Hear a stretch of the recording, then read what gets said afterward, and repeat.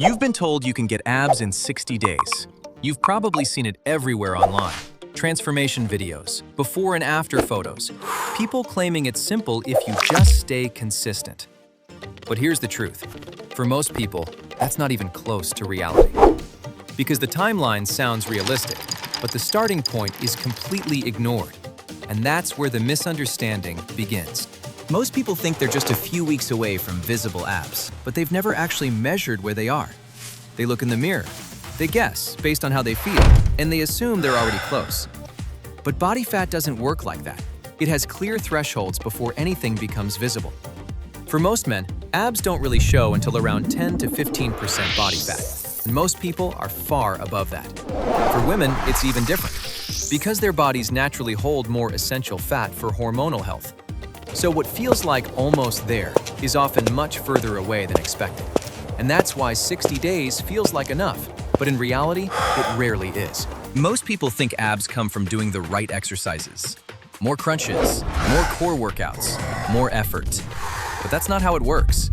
Abs are not something you build from scratch. They're already there, underneath a layer of body fat. And until that layer is reduced, it doesn't matter how strong your abs are.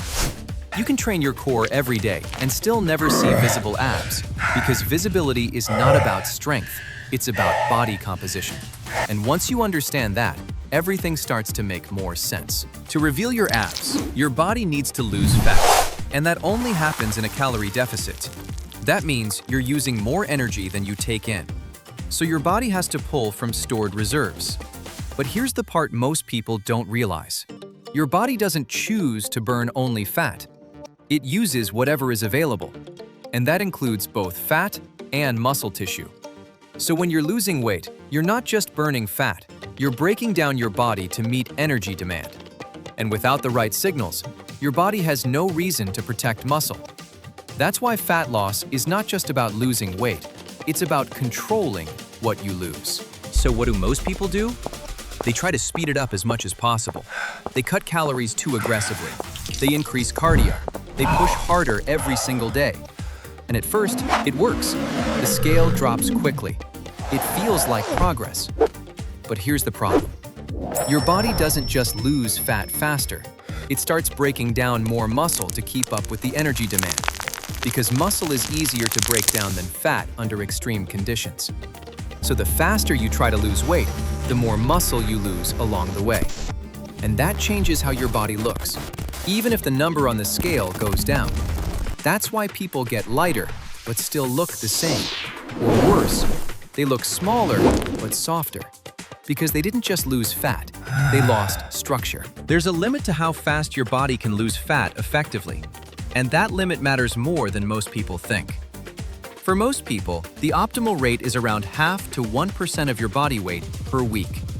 That might sound slow, but it's the range where your body can lose fat while still holding on to muscle. When you go faster than that, your body can't keep up, so it starts breaking down more muscle to compensate. And that's where things go wrong. Because losing muscle makes your body look flatter, not more defined. So even if you're losing weight quickly, your abs still won't show. Because definition doesn't come from weight loss, it comes from fat loss with muscle preserved. That's why slower progress often leads to better results. This is where most people make a critical mistake. They focus only on losing weight and ignore strength training. But your body needs a reason to keep muscle, and that reason is mechanical tension. When you lift weights, you send a clear signal. This tissue is needed. Do not break it down. Without that signal, your body has no reason to hold on to muscle during a deficit, so it starts breaking it down along with fat. Because from a survival perspective, muscle is expensive to maintain. That's why resistance training is not optional. It's what protects your shape while you lose fat. And this is the shift most people miss. You're not just trying to lose weight. You're trying to keep the muscle that makes abs visible in the first place. Now, this is where a lot of people go wrong. They think more ab exercises will make their abs visible, so they add hundreds of crunches, leg raises, core workouts every single day. And yes, those exercises do train your abs. They make the muscle stronger. But they don't remove the fat covering them, and that's the part that matters. Fat loss doesn't happen locally. You can't burn fat from one specific area. Your body decides where fat comes off based on biology and hormones. So you can train your abs every day and still never see them. Because visibility is not about how much you train the muscle. It's about how much fat is covering it. Cardio is often seen as the main tool for getting lean. Run more, burn more, lose more. And it does help. It increases energy expenditure and supports a calorie deficit. But here's the limitation. Cardio doesn't tell your body to keep muscle. It burns calories, but it doesn't provide the mechanical signal needed to preserve lean mass. So if cardio is the only thing you rely on, your body can still lose muscle along the way.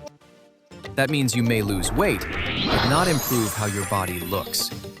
Because shape comes from muscle, not just lower numbers on the scale. Cardio can help you get leaner, but it cannot build the physique you're trying to reveal. This is the factor almost no one takes seriously, but it has a direct impact on your results.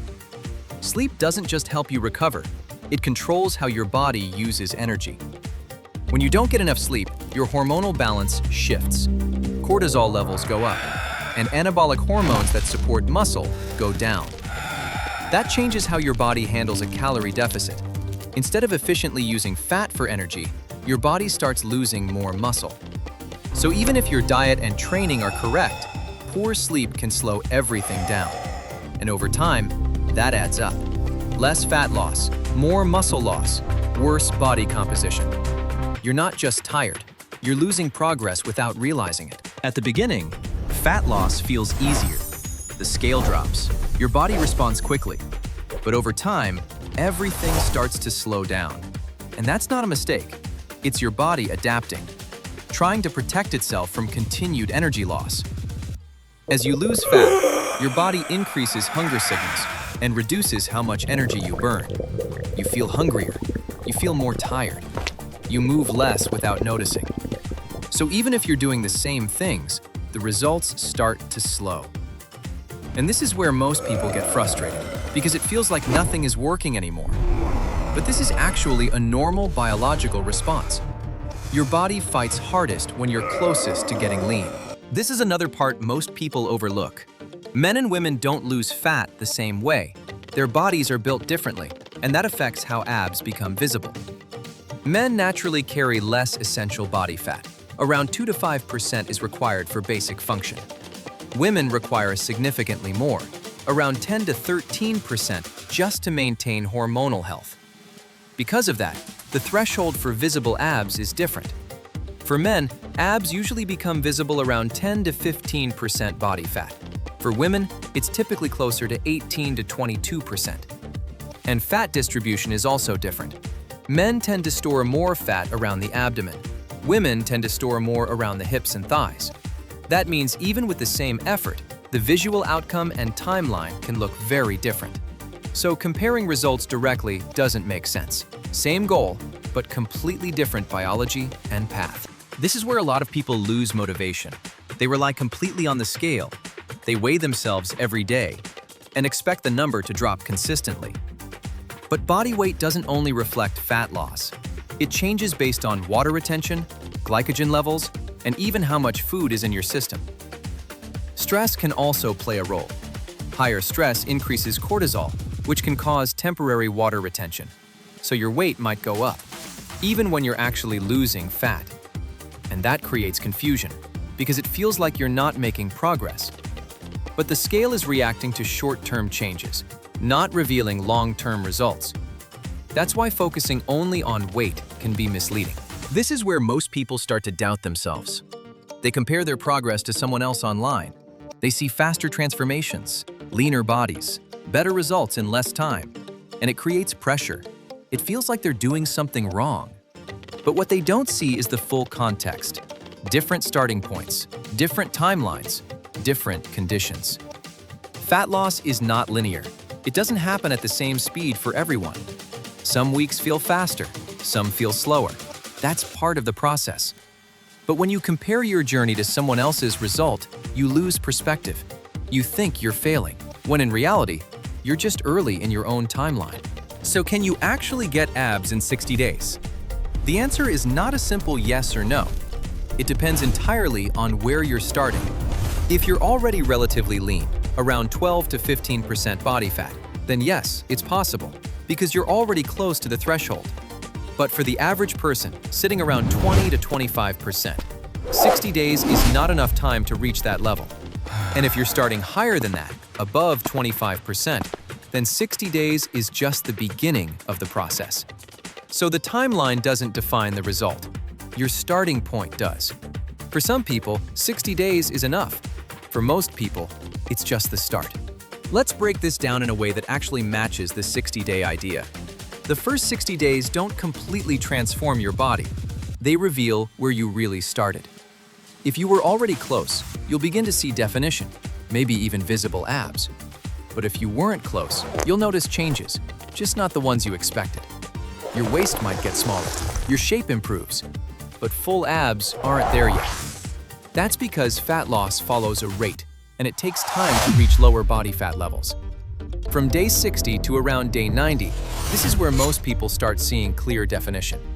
And from around day 90 to 140, that's when abs become fully visible for most individuals. So the timeline isn't broken, it's just misunderstood. 60 days doesn't give you abs. It shows you how close you were to begin with. So what actually works?